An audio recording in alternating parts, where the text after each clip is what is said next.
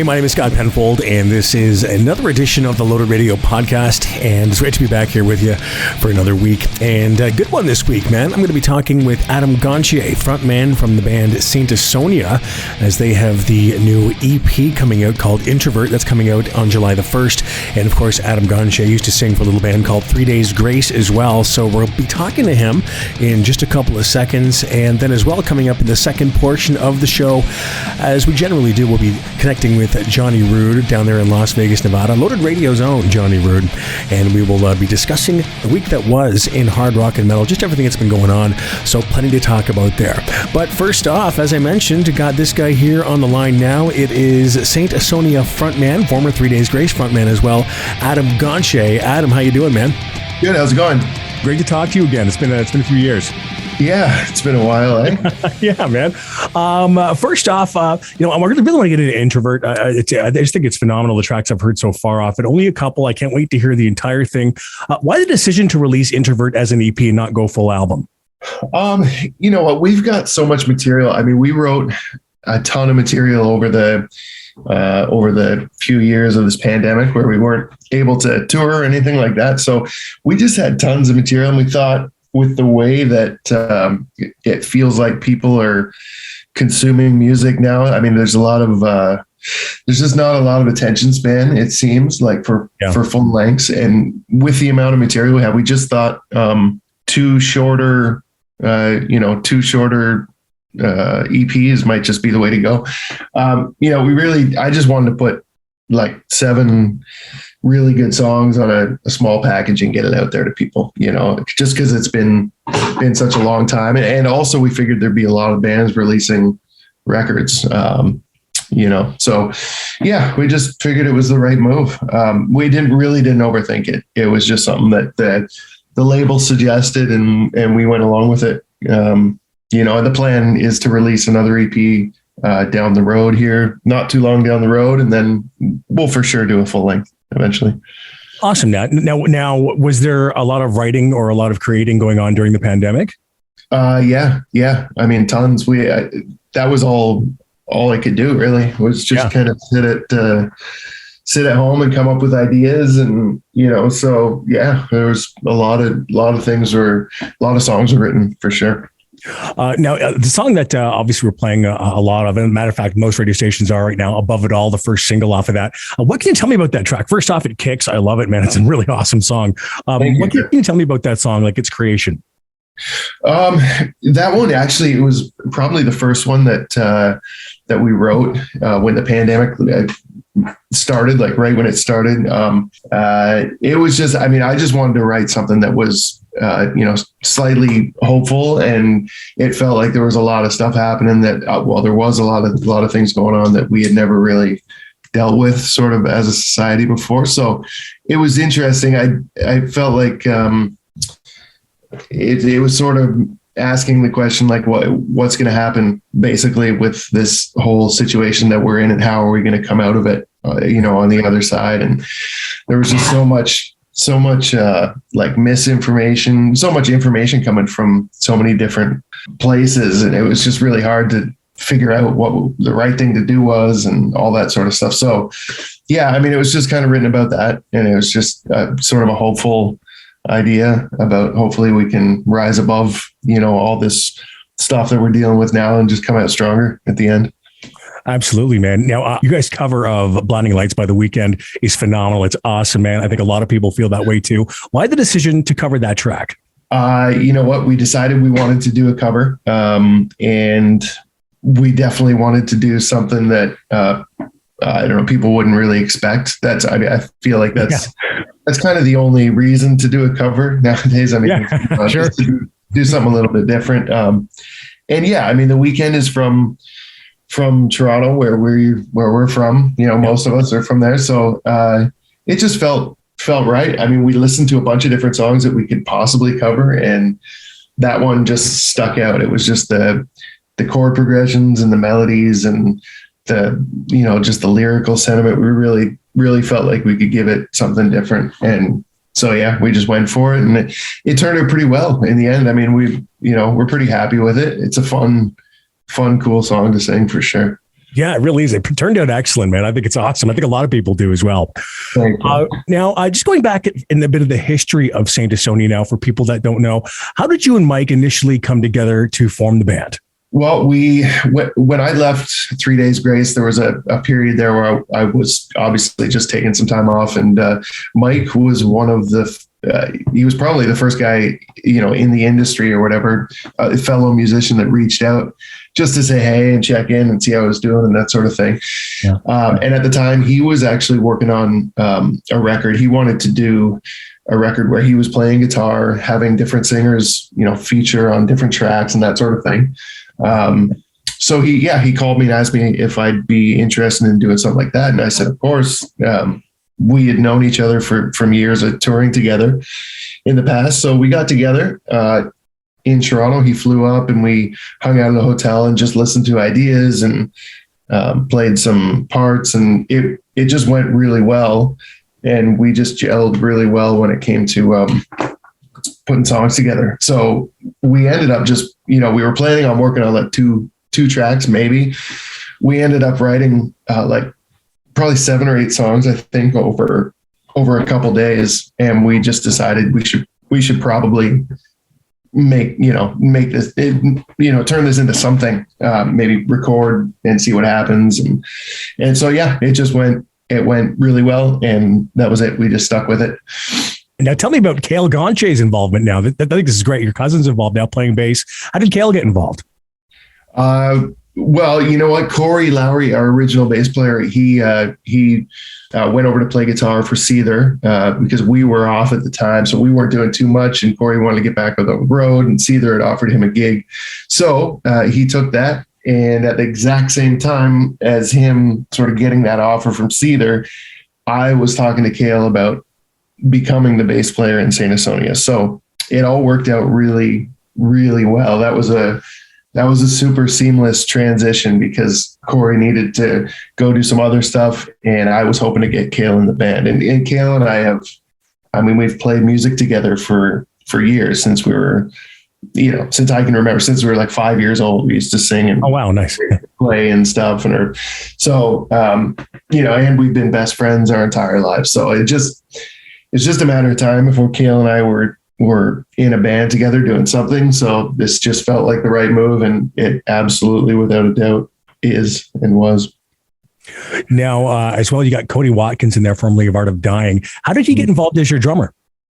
Well, for that reason, Cale and Cody played together in Art of Dying. Cody was the drummer and Cale was the bass player. So, and Cody's been a long time friend. We've known him for forever, and he's from a small town that I went to school in, and the 3 Days guys went to school at in Norwood, Ontario. So he's just been a friend for years, and he's a great drummer, and he's a really great guy, and he's been in the industry for a long time. Like, he was working for Art of Dying as a tech for years, and then took over the drumming responsibilities there. And then Art of Dying kind of slowed down, and haven't done a heck of a lot in the last little bit. So he just felt right, so I asked him if he'd be into it, and he jumped on board, and the lineup now is, it's done. It is the lineup, and it's just amazing. Like, I couldn't ask for a better group of guys to play music with. It's pretty awesome.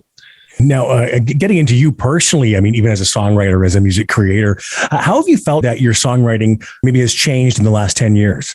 Well, it's always a little bit tougher when things, when just life happens and things happen and things change, people change, that sort of thing. Cause I've always written from a place of, it's sort of from a dark place. I always kind of write lyrics and stuff from darker places. And over the last few years, my life has gotten pretty great. I haven't, I've got a couple of kids and happily married, and just things are great. So it's always a little bit different writing, when things feel really good. But there's always stuff to write about. So at the same time, it's not too difficult. But I think that's probably the biggest change over, from the early 3 Days Grace days, when I was definitely an angsty young. There was, yes. So that's probably the toughest thing that changes is like, what is there to write about? But if you really take a step back, there's just so much going on, especially now. And there's no shortage of inspiration at all. Awesome, man. Now, and speaking of 3 Days Grace, like, how do you look back at your time with that band? And is there any communication there at all with those guys? Yeah. I mean, I've talked to the guys for a few years now. I mean, Brad and I have always stayed in touch, and just recently, Neil and I sat down and had some coffee and talked and stuff. And we hadn't done that in about 10 years. So it was nice to talk and hang out again. And those guys are doing well and doing their thing. I mean, I always look back at my time with that band as, I mean, that was the start for me. And there was just so many things we did and so many different things we accomplished. And the level of success was crazy. And at the time, you don't really think about it that way. But yeah, looking back on it, it's, I mean, it was a massive part of my life, and I'm really, really grateful and thankful that I was a part of it. So there's no regrets there at all then, right? No, absolutely not. No. Oh, that's great, man. Now, also, how about you? Who are you listening to right now? So who are some of the bands that you're really into right now, personally?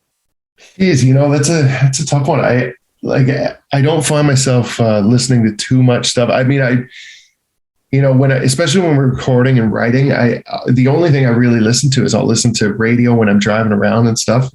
Sometimes a local rock station, or, I am a big fan of Royal Blood, and I have been for years, as I'm sure everybody is, but recently saw them live, and that show was absolutely incredible. One of the best shows I think I've ever seen. And I've seen a ton of shows. Yeah. Nice. They're a great band.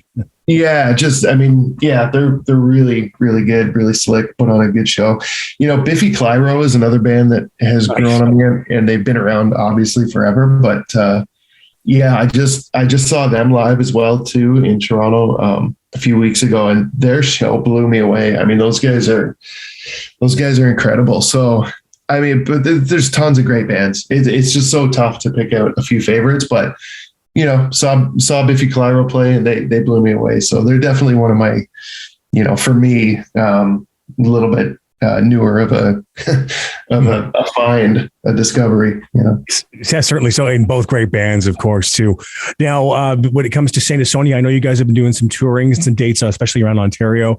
Now, what are the immediate plans for the future for SAINT ASONIA? I mean, I know you said you had the new EP coming out. Is there going to be more touring involved? What's going to be happening? For sure. Yeah. I mean, the EP Introvert comes out on July 1st. And then we've got some festival shows, a couple festival shows up here in Canada, and then a few in the States as well. And I'm pretty sure by the fall we'll be out on tour. I mean, right now we're just sort of waiting for some tour dates to get locked in and that sort of thing. So we'll definitely be on tour in the fall. Just a matter of where and exactly when and that sort of thing, and with who. But the plan is just to tour. And, I would think that early next year, we'll maybe put out some more music and keep going. Now, what about like the European festival circuit? Any chance on hitting some of those up?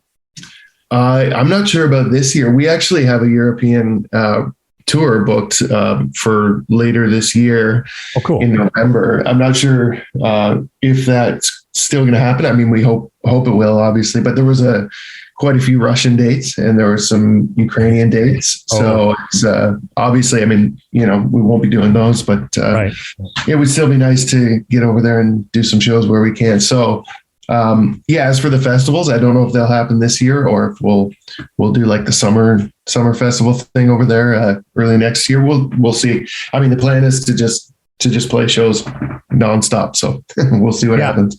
Awesome. Adam, thanks again, man. It's always a pleasure talking to you, dude. I can't wait to see you guys live again, man. It's gonna be great. Thank you, man. I appreciate it. Thanks so much. Yeah, no problem at all. Hopefully we see you at a show here shortly or somewhere. Oh, I gotta come and say hi for sure, man. I will. Yeah, do her up. Okay, man. Awesome. Take care, Adam. All the best. Thanks, you too, man. Thanks. Bye-bye.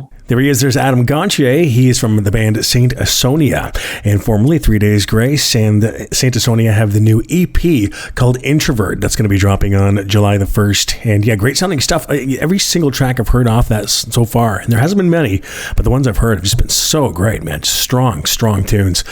My name is Scott Penfold, though, and I'm now being joined by Loaded Radio's own Johnny Rude. He joins us live from Las Vegas, Nevada, and we're going to talk about the week that was in hard rock and metal. Johnny, how you doing, man? Pretty good. How are you? I guess for the podcast, I definitely wanted to touch on the Kingdom Come.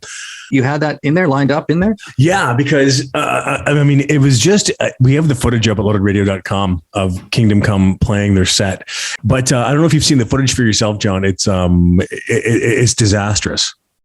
No, I have not seen the footage, but I can just imagine. I'll tell you what I did see, a photograph. And to me, that was enough. If you hear, like you just said, disastrous set, lambasted, whatever we're saying, I haven't seen it. You know, I think I'll check it out and watch it. But what a shame, man. You know, you're playing a massive festival. Did these guys not rehearse? What happened? Well, here's what the Peter Johansson of the Swedish website Rockin' It, he slammed the band for attempting several lengthy, uninspired, uninteresting, and completely meaningless solos on both guitar and bass. And he also drove home that the band completely massacred one of their most popular songs, which was Do You Like It? Drummer James Kotak was also singled out as playing really badly, sluggishly at times, unable to keep the tempo. Apparently, you know, I think the assumption there was that he was hammered. I mean, because James has had substance abuse problems in the past. He did with the Scorpions. You know what I mean? So, I mean, James said that it was something, he said that he had an injury, broken ribs. I don't know, he's pulling the Tommy Lee thing or whatever there, but it's just a lot of bad reviews on this thing. Another journalist by the name of John Stark says, I've never seen a drummer fall asleep on stage before, but James Kotak is pretty damn close. Drunk, he slows down every song to half tempo. Kingdom Come, sorry guys, but this is shit. That's brutal. And again, though, but when you watch the performance, and again, for ththose listening, you can see it at loadedradio.com. It's sloppy. It's kind of a mess, dude. So well, I can that's understand. What happens when you play wasted. Yeah. You're sloppy. And in case in point, this is no secret with Kotak. I mean, it's known. Everyone knows. I mean, he's been on television when he was doing Rock Stars' Wives or whatever that show was called. He was with Athena. Tommy Lee's sister, and the guy's a mess, dude. He's been fired from almost every band he's been in because of this. He's been banned from backstage areas. And if your drummer is good and tight, it doesn't really matter in a sense. I mean, you got to play the songs. It's not as noticeable. But if your drummer stinks, man, and the tempos are all over the shop, and yeah, that's, you know, I haven't seen this, but now you've piqued my interest. I got to see it. And again, I can tell right now, like I said, I know this was not rehearsed. This was like, pay me, like, you know, dine and dash. Let's see if we can fake our way through this and make some money. But it's an embarrassment. I was just going to say, I guarantee these guys will not get booked again because of this. Maybe they're already slated to play some gigs, but I mean, it's just who's going to want to pay for that? Never mind visually. Hey, we all love a train wreck, right? We want to see what's going to happen. Yeah. But if I'm a promoter, I don't want to buy that. I don't want, and you know, then it makes the whole, you know, the festival shit. But yeah, if I'm a promoter, a buyer, I do not want to purchase that and pay for that. So I can see this having repercussions on their careers. I mean, you know, whatever they're doing, they all play in different bands, and who knows what Kotak is doing right now. But other than this, he can't keep it together, dude. Clearly. Well, you know, a drummer that certainly is giving it all he can be Tommy Lee. They kicked off, Motley Crue, of course, kicking off the stadium tour with Poison and Def Leppard and Joan Jett and the Blackhearts. They kicked it off in Atlanta last week, and Tommy Lee got up there. He played the first 5 songs of the band, but then he handed it over to Tommy Clufetos to take over because apparently Tommy had broken 4 ribs 2 weeks previous. I mean, I commend the guy for going up there and playing 5 tunes with the band at least. I mean, he apparently came back out at the end to do Home Sweet Home with the band, but yeah, I mean, drumming with broken ribs, that would not be nice. You can't do much with broken ribs. You can't sleep, breathe. I mean, physically active behind a drum kit, taking deep breaths. No way. Yeah, it's funny. If you came to see Tommy, you got Tommy, but not the Tommy Lee. Yeah. But good for Clefudos, if I'm saying his name correctly, for him to hop up. Yeah, for him to hop up there, I bet. He had rehearsed it, at least learned the songs as a just in case. And obviously the just in case happened. It's like, hey, dude, here's a question. Now, if you paid, well, here's the thing. This was 3 years in the making. Mm-hmm. And I know accidents happen, but as far as I'm concerned, Tommy Lee is a massive part of Motley Crue. At times through their career, he was even bigger than the band due to his exploits and what he was doing. He became his own brand. Of course. And he just came off that show, Pam and Tommy, which was really good. If anyone hasn't seen it, I think I got to watch that still. You know what? I've been putting that off. I got to watch that. It's fantastic, dude. It's 8 episodes, really good. The two characters that are playing Pam and Tommy did a great job. Cool. And I didn't know a lot of it. I knew most of it, in the 90s and stuff, but it was just, who gives a shit what they're doing? But no, it's a good story.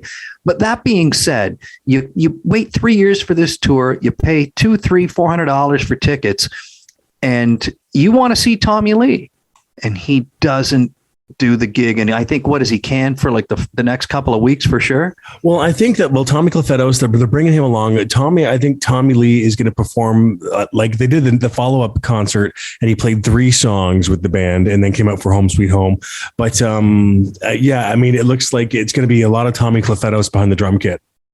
Right. Well, hopefully by the time they get to Vegas, Tommy Lee is healed and he's behind the drum kit. But I'm just saying, a lot of people want to see that. It's good that he's still trying, but that's a tough nut, man. And I know he came right out and said it too. He said the same thing. I can't believe this happened. 3 years in the making, and look what happens to me. Totally. No, it's too bad. It is too bad. But they couldn't postpone it. They couldn't cancel it. You got to go through it. It's not like Motley Crue hasn't had different drummers. They had Randy Castillo. They had the girl from Hole. Someone else has been in there, I think, too. Really? I didn't know. I know they had Randy Castillo. I didn't know they had. I saw all these tours. Samantha something, the girl from Hole. Yeah. This is when Tommy was doing his hip hop stuff, and right. Oh God, there's like a 90s thing on Reels, and they talked to Samantha. I unfortunately can't remember her last name right now. And they talked to her about joining Motley Crue, and she was ecstatic, over the moon. She goes, "I can't believe I'm in this band that I grew up listening to." And that would have been early 2000s. And I saw that down at the Molson Amphitheater there, Scott. Oh, did you? Yeah, she did well. Yeah, she banged it out, dude. It was cool.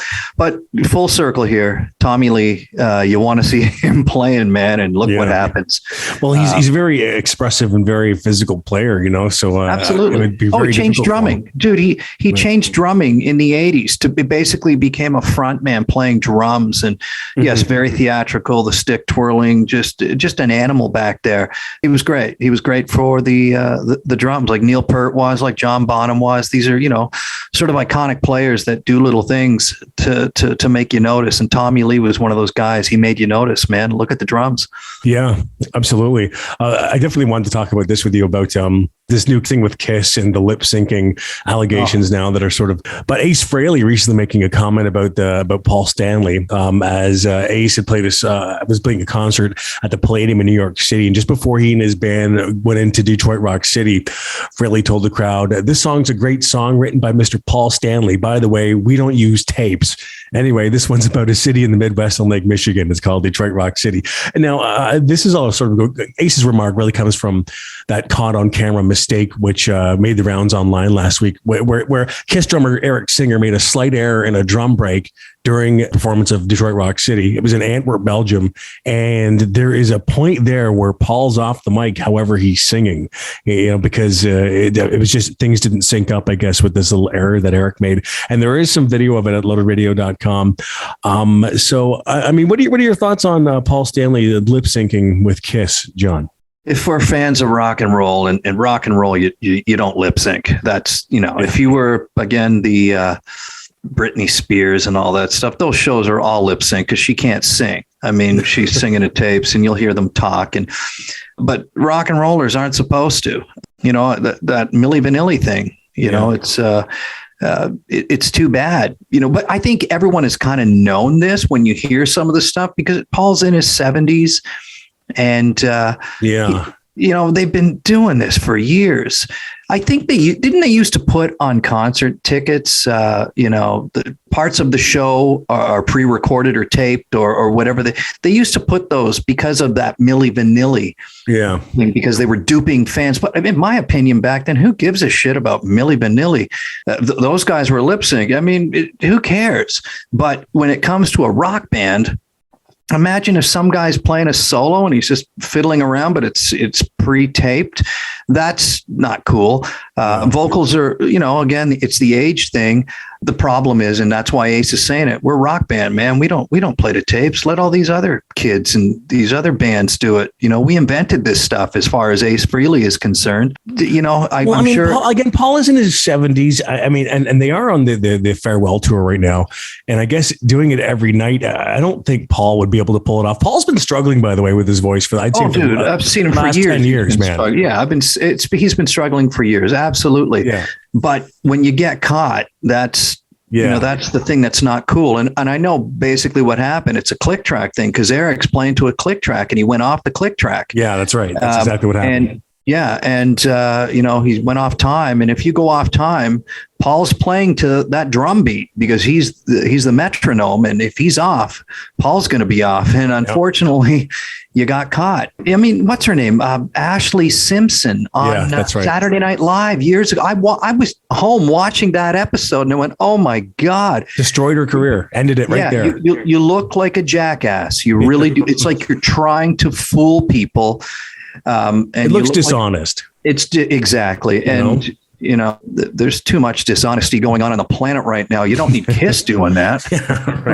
I don't think that, but I think about it. I mean, I can see why they do it. I mean, they're out there on the road every single night. This farewell tour is going on for years. I mean, this is probably not going to wrap up till 2023 at some point, but still, I mean, if you can't do it, then just don't go on the road and just do it. And then, make these allegations, or who cares if you want to see Kiss and Paul Stanley and Gene, because does it bother you that much that they're lip syncing? Put the warning back on the tickets. Let's do that. Yeah, that's all. This portions of this show are pre-recorded. Oh, okay. Yeah, the beginning of Heaven's on Fire is pre-recorded, like that vocal. Yeah, it's a disclaimer because people were getting fooled, and that was that Milli Vanilli thing right now. They were lying, and at the end of the day, who gives a shit with those guys? But it's rock and roll. These are rock bands who invented this, and this is integrity. But at the end of the day, does it really matter if Paul Stanley? It's going to sound better. You're going to go out of that show going, "Oh, he sounded good," And really, of course he did, because he's not singing. Yeah, exactly. If he was singing, it's like, oh my God, he's awful. It's terrible. Pack it up, pack it in.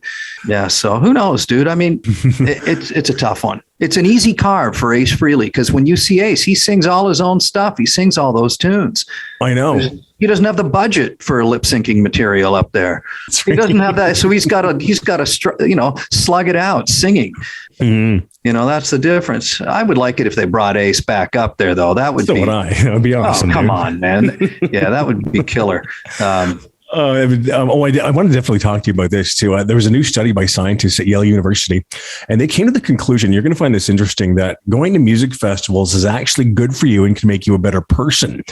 Now, this was a team led by Dr. Daniel Yudkin. So the research was carried out among 1,200 people who attended music festivals like Burning Man in the US and Burning Nest in the UK. And these participants were invited to play games for science at festival booths, then interviewed again later, while an additional 2,000 people who hadn't taken part in the games were also interviewed. And findings reported that overall 63.2% of participants reported having transformative experiences so profound that they left the events feeling radically changed, including a substantial number of people who did not expect or desire to be transformed. Well, sorry, but I've been to many festivals, and yeah, I know that feeling of being transformed, man. It's called booze and some drugs. But we're talking festivals here back in the old days. But here's the thing, and you and I talked about this briefly earlier. We go to see, you and I have seen so many shows. So many people have seen so many shows. Yes. A lot of people go to see the band and the music, and that's euphoric for them. That's what they want to see. They want to hear their favorite song and see the guys and girls or whatever. Some people like you and I, we dig that stuff too, but we go for the social event of it and socialize with people. And I think that is a really good grasping thing. It's your endorphins, they get risen. It can be euphoric in a sense. You see old friends, you see new friends, and you're in an event that is what your brain is about. So I can see that making sense. It makes you a better person. You come out feeling good. Hypothetically, if you're in a mosh pit and you're moshing around and some kid gets wiped out and he's falling onto the ground, you help him out, man, and you guys become buddies. That's a good feeling. You help that guy out. Or you catch a guitar pick, from Kerry King from Slayer. Oh my God, I got a guitar pick. These are all things that are feel good episodes in people's lives. That's why entertainment, that's the whole reason. It's a release to get out of the mundane, the 9 to 5. Hey man, I'm going to see a concert on Friday night. Yeah. So I agree with that study. I don't think that there should be much, I'm not going to say merit into it. I think it's quite obvious. It's a given.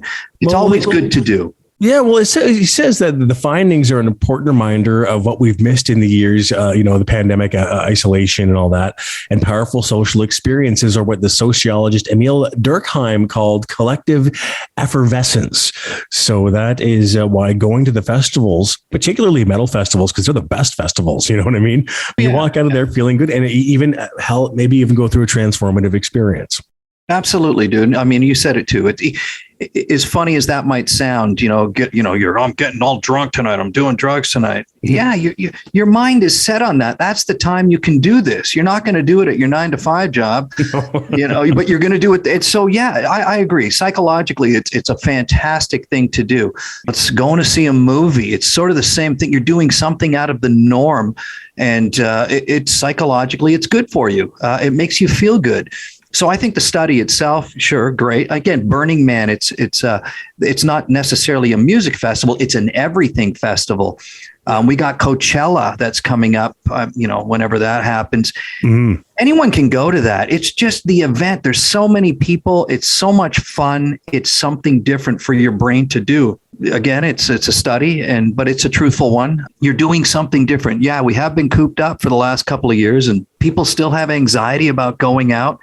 And if you can get past that and feel safe, it's a good thing. I want to attend Wacken open air, that's the ultimate heavy metal festival in the world. And I think that I would definitely walk away from that experience a different person, man, because it's just such an iconic festival, and the acts and the people and the vibe, and it's the release and everything. It'd be a spiritual experience, dude. Hands down. You're in a different country. You've saved up to go there. You've flown there. You get that's the cool thing. There's a lot involved in it. It's just a great human experience to do something like that. So that's the enlightenment right then and there, getting there and partaking in it. What I hate, I love what you're saying, is when it ends. It's like, it's over. Yeah. That's the downer. That is a downer, right? You've got great memories, and it does change you. If you're young and you do all these things, it makes you into an adult. And even in your adulthood, if you do different things, it does change you because you've had different experiences as opposed to the mundane, going to your gig every day and coming home and going to your gig. These things do change you. They are life altering. All right. Well, hey, don't forget to check out loadedradio.com for all your hard rock and metal news. We got that for you daily, updated by the minute. Also, the 24-hour radio station and past podcasts and so much more. Okay. Also, download the Loaded Radio app where you can take us wherever you go. And as always, thanks for tuning in to the latest edition of the Loaded Radio podcast. We're back again next week with an all-new edition, and we'll talk to you then. Loaded.